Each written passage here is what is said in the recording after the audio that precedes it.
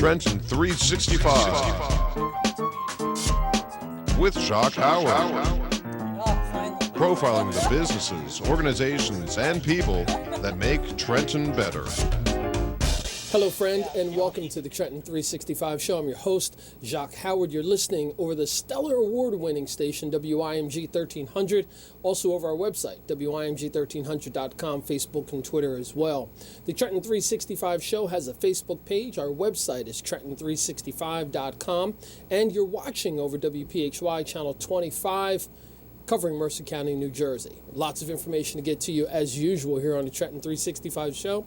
And I've got Caitlin Fair, who is a returning guest and contributor to the program. And Caitlin's going to be talking about one of her newest initiatives. But without any further ado, Caitlin Fair, welcome back to the show. Hi, Jacque. Thank you. All right. So for the listening and viewing audience, let's give them a refresher of who you are. And then let's jump right into your latest project. Sure. So as you mentioned, my name is Caitlin. I am a Trenton native and resident. I've been in the city since I was a teenager. And I currently reside in the city and work in the city. Do a lot of different things professionally and just in my spare time, however much of that I have.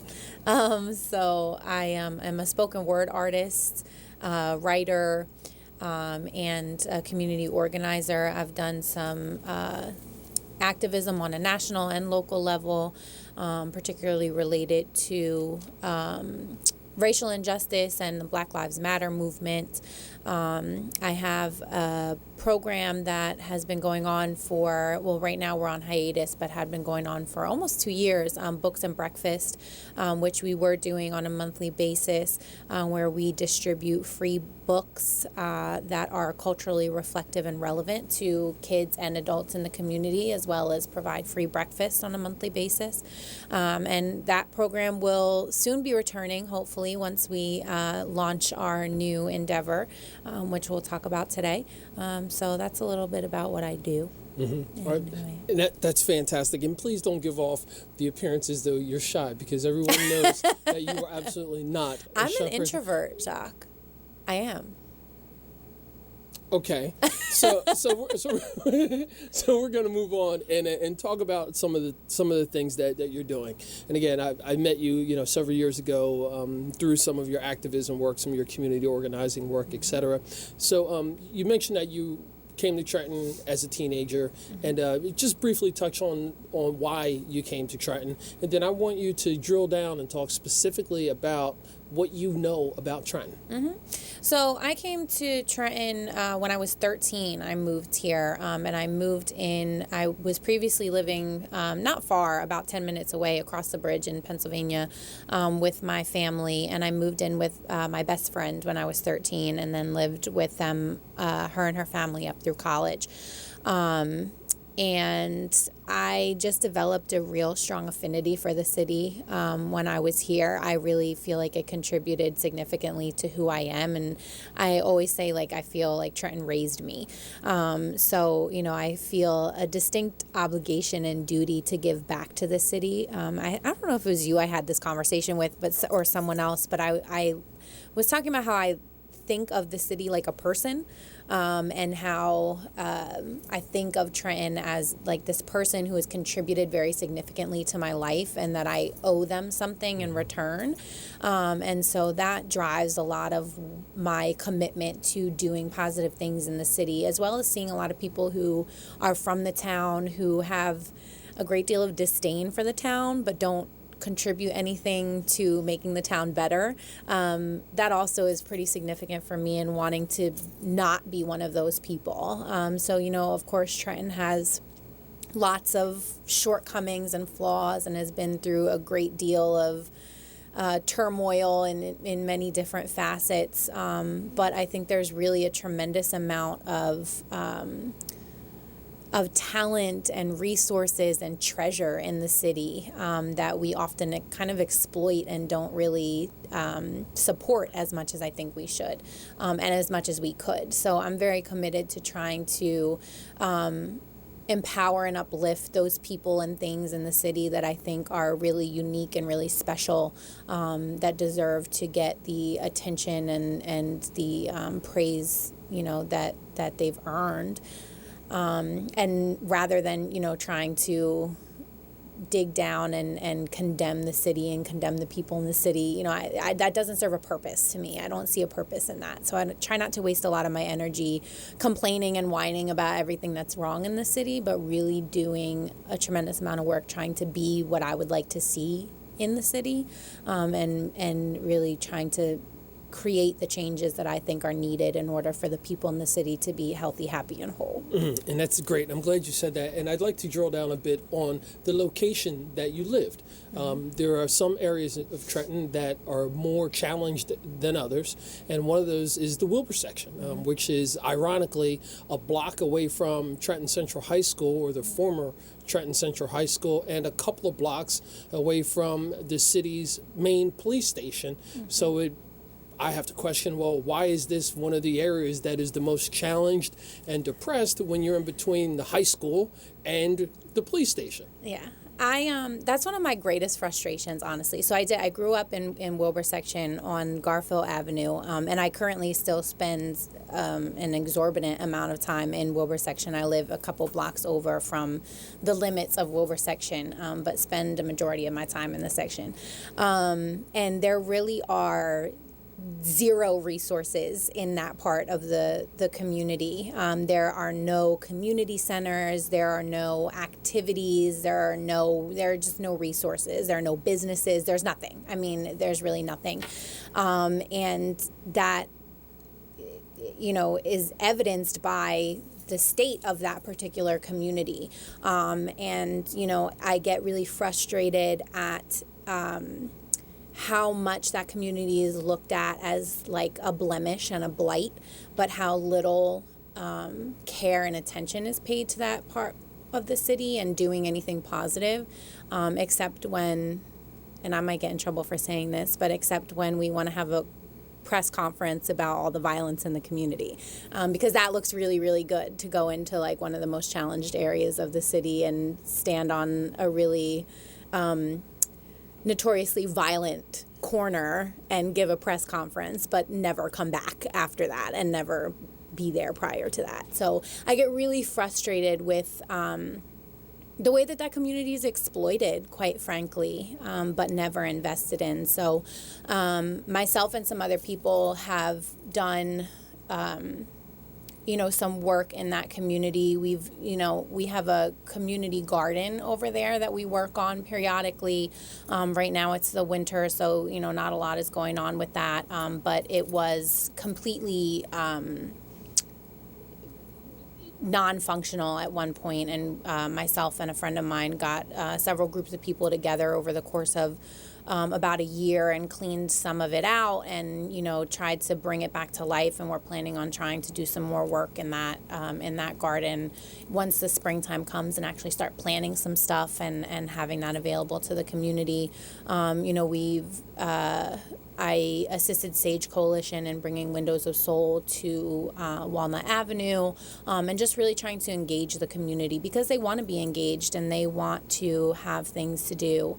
But quite frankly, there just is very little opportunity for that community. Mm-hmm. And I'm glad you said that they want to be engaged. A lot of times, and I learned this from my previous pastor, Richard Gay, out of Central Baptist Church.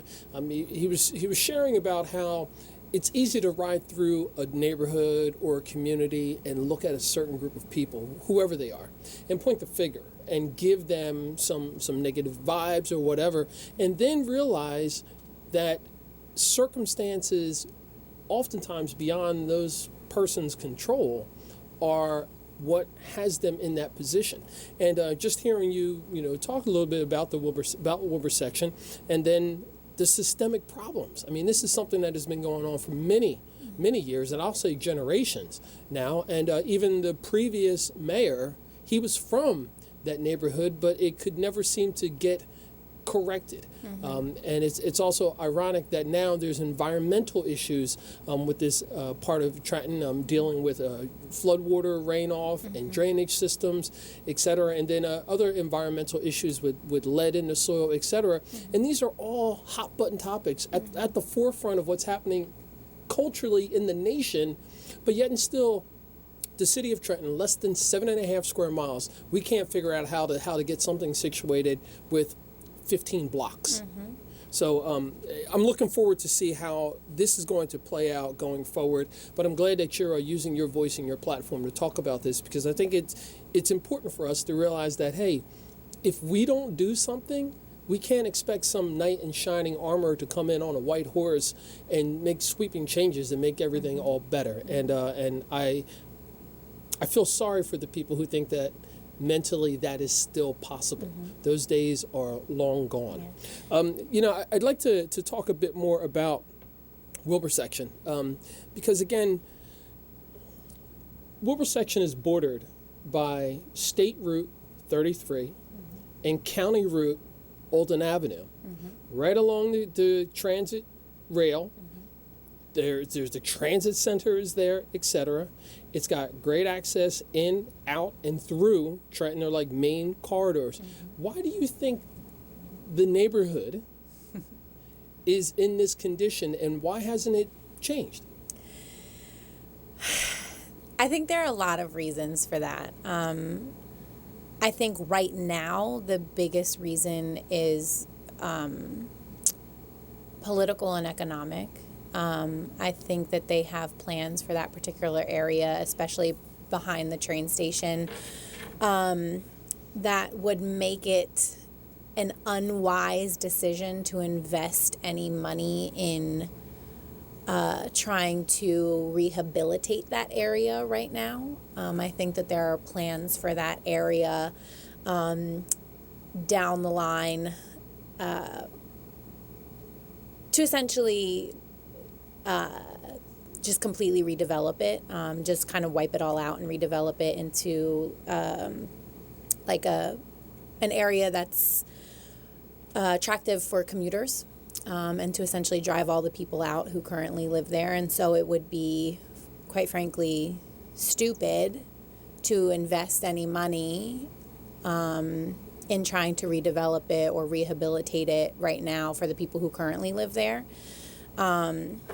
And so I think that's a big part of the reason right now, why it's just being completely ignored, like quite literally, like just ignored.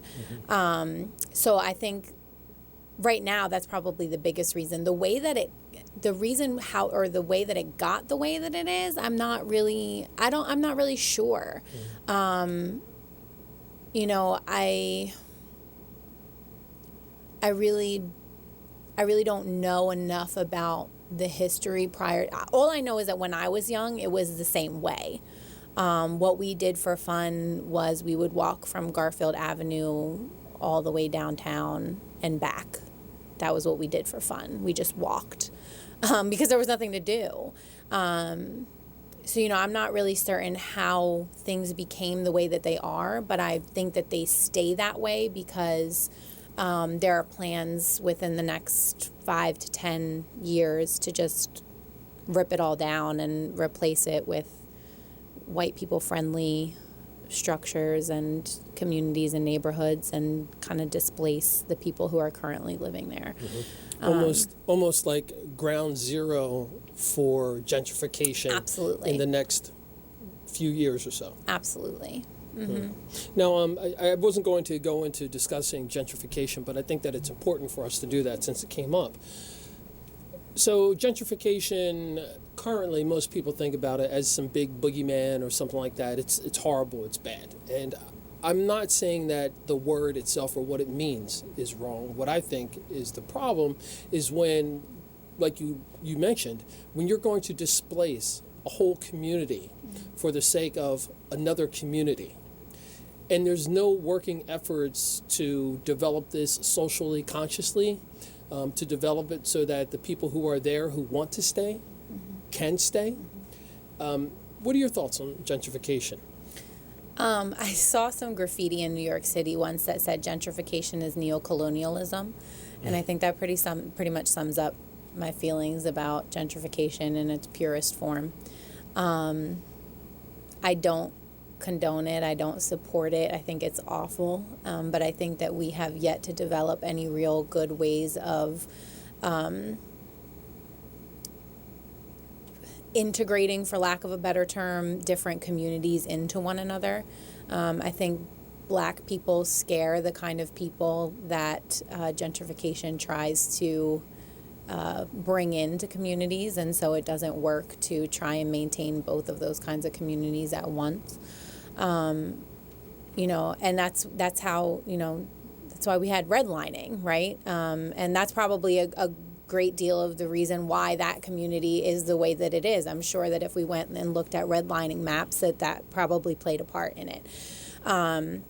And I think that a lot of those same mindsets are still present today, but they're just no longer politically correct, and we can't say them out loud. And it's the same thing that happened, with Nixon and Reagan and the war on drugs, when, we couldn't say that we were discriminating against Black people because they were Black, so we had to say it was because they were drug addicts or because they were criminals. And so I think a lot of those same things still apply. I don't think we've made as much progress, with the general mindset of society as we think we have. I think we've just really buried it really, really, really, really well. Which is part of the reason why I'm very adamant about bringing people into communities like that and getting people to interact with one another, because you cannot have rehabilitation and redevelopment without engaging the community. And you cannot, all of this is based on fear, right? So, and from all directions, right? So people are afraid of what they don't know and what they don't understand. And if you've never been around, people from an urban area, particularly minorities, right? Then that's something that's going to frighten you. And quite frankly, when I started coming around, when I started getting closer with some of the people in my neighborhood as an adult, I heard oftentimes that people were very distrustful of me when I first, because I'm white, and naturally they don't know a lot of white people. Their interactions with white people are very limited on an interpersonal level. And so when I started coming around, they were like, what the hell does this white girl want? Like, what is she doing here? What's her agenda? What is she trying to do? And so it was only through, a consistent presence and a consistent interaction with people that I was able to get them to know me a little bit better and to get to know them a little bit better and to develop a mutual trust and a mutual relationship with people that I didn't. And a lot of that had to do, too, with people being able to vouch for me, right? So I had people who I knew from my youth who were like, oh, yeah, like, she from the hood, like, I know her. And that helped a lot in breaking down those barriers in a much more efficient way and much more quickly than I might have been able to do so if I didn't have someone to vouch for me. But so for me, it's really important to bring people into communities that they might not otherwise have any reason to go to, so that they can start interacting with people that they might not have any other reason to interact with, because in my opinion, that's the only way to meaningfully and effectively start to break down some of those barriers and have the kinds of communities that are going to be really beneficial to our society. And that is the key. That's how we build a better community. We've got to come to the table together. My points of view have to be as valid and as accepted as yours, regardless of how the way I look, how I worship, if I worship or not. All those things are very important to building a better community for everyone. And I also want to touch on, we're speaking predominantly black and white, dealing with the Wilbur section, but this same model, this same ideal is flawed, especially in an environment like Trenton, when it's estimated that 30% of the population is Latino Hispanic, which very rarely is that even discussed. So when we start thinking about, hey, how is the city going to look 10 years from now, 15 years now, 20 years from now, it behooves us to start thinking about how complex is this environment going to be? Because not only are the Latino Hispanics in most cases varying in skin color, just like African Americans and Caucasians to some extent, but now you're talking about so many different countries where that's a whole nother obstacle, and I see it played out even in my local neighborhood. I have Costa Ricans and Guatemalans and Dominicans, and they sort of kind of talk to each other, but they don't really talk to each other. And then sometimes they don't like the Colombians or the Guatemalans that are on the other end of the block. And when I have meetings, I say, well, you guys all speak Spanish. I'm the only one who speaks English. Not only one, but you guys are coming to me. Yeah. It would probably be easier for you guys to talk to each other. Yeah. And those barriers are there as well. So as we progress and we think about, hey, what is the city going to look like? What is the state and the country going to look like going forward? We have to start having these honest conversations and inviting everyone to the table and not holding up anyone above anyone else, but saying, hey, look, we all want the same thing. We want to have a better community. We all want shelter. We want love. We want recreation. We want safety, all those different things. So let's just kind of design what we want.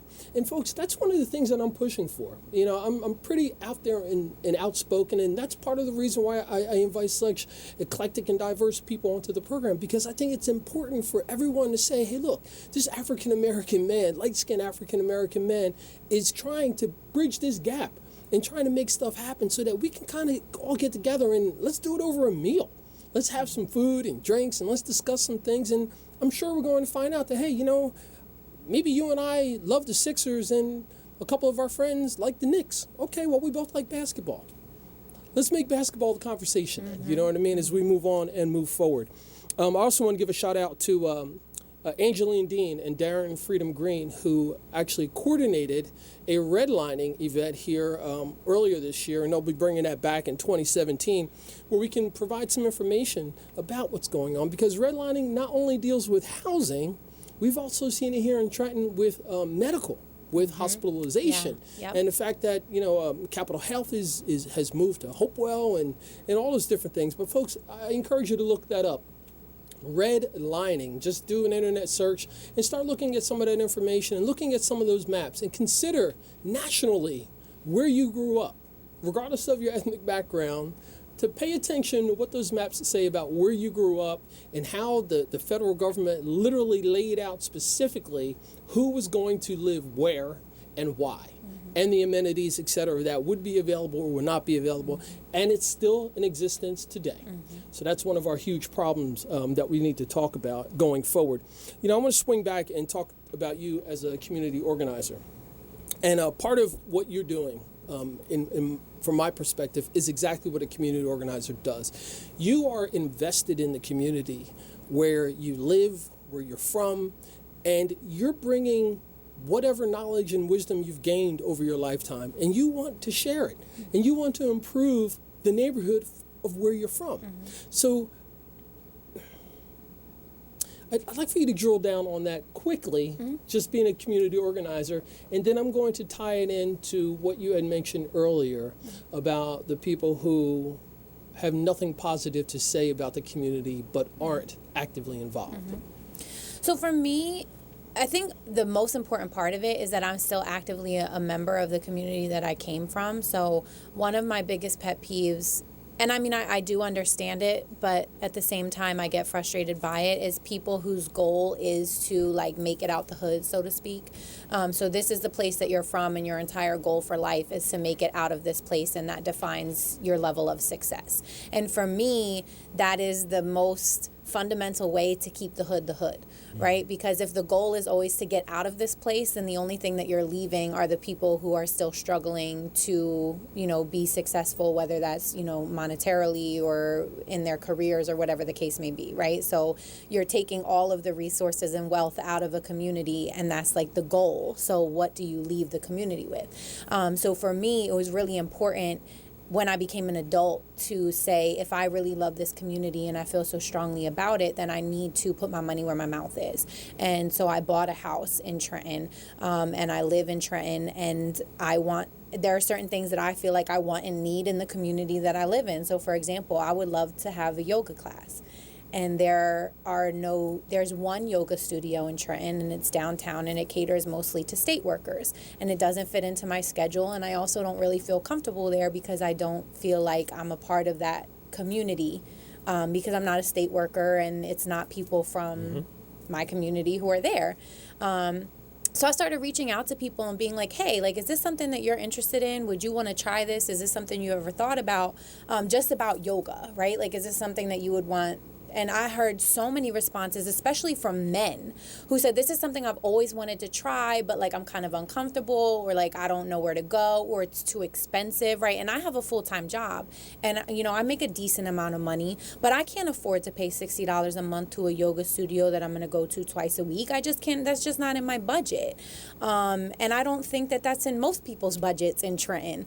But that doesn't mean that it's something that people shouldn't have access to. I also don't want to drive to Princeton every time I want to go take a yoga class or a Pilates class.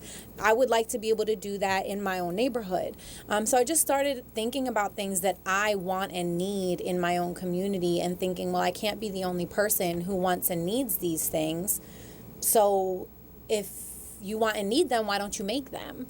And then I'm sure that there are other people who would be happy to have that, but who don't have the resources or the time or the energy or the vision to want to create those things, but would love to have those things in their community. So that's just what I decided to do, because I live here and I want these things. So there've got to be other people who also want these things. So let's make these things, because who else is going to do it?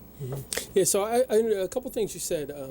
I understand the mentality of people saying, hey, this is a tough situation or a bad situation where I grew up, and I don't want this anymore, and I don't want it for my family. So there's this willingness and this desire to change the circumstances and to get out. And I totally understand that and get that. At the same time, I agree wholeheartedly with what you're saying. The fact that it's not where you're from, it's where you're at. And if I can see anything happening anywhere in the world that I think is cool, again, it behooves me to try to do that right where I am, because that is where I am, right? And I also want to give a shout out. There are some yoga practitioners here in Trenton, but as far as the yoga studio, you are correct. I mean, Christine Donahue downtown has her yoga studio, Higher Power Yoga, I believe it is.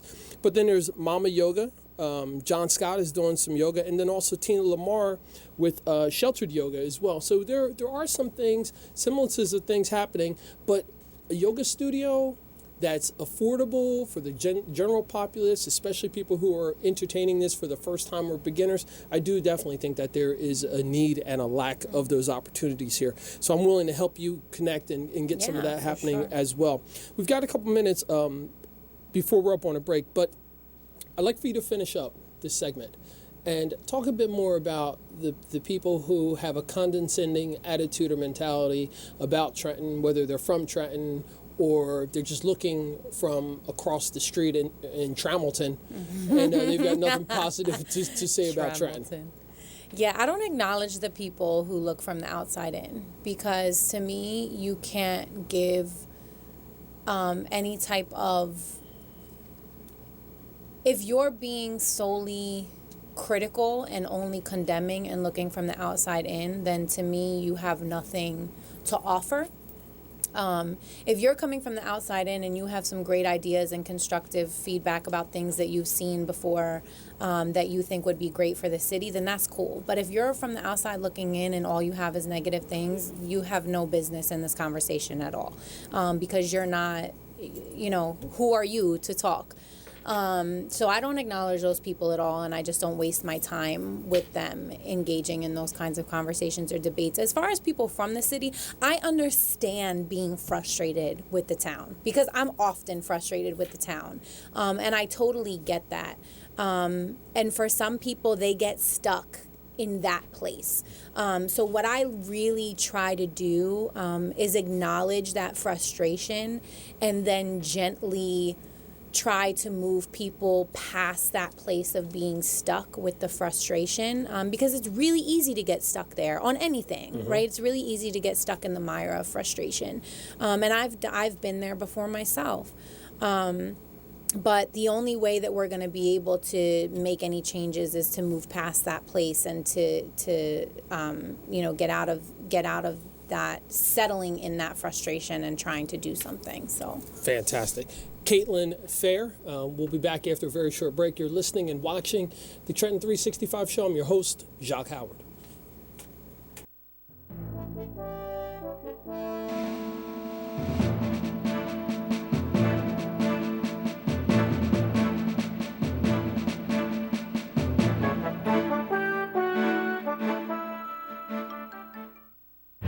Six Flags lights up into a spectacular winter wonderland. Presenting Holiday in the Park with millions of twinkling lights, dazzling entertainment, and visits with Santa. Plus world-class thrill rides. Get free admission to Holiday in the Park with a season pass. Buy a 2-pack of passes, get a free upgrade to Gold with free season parking and free Hurricane Harbor passes on every pass. Don't miss Holiday in the Park, only at Six Flags Great Adventure.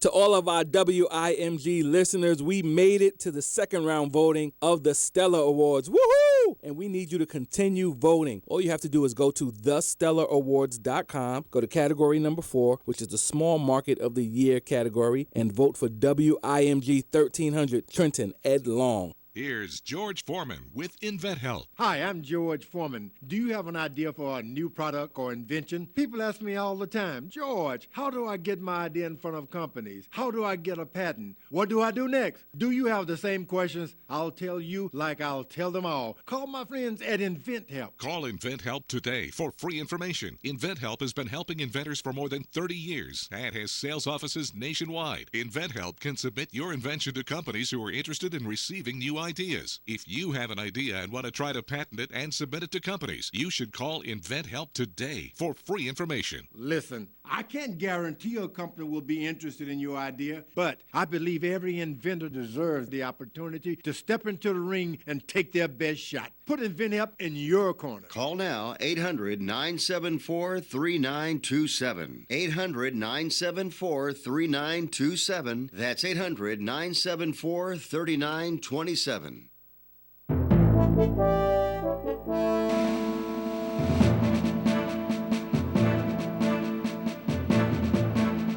And welcome back to the Trenton 365 show. I'm your host, Jacque Howard. You can follow on Twitter at Trenton365 and a website, Trenton365.com. You can also follow us through Facebook, Trenton365 Show.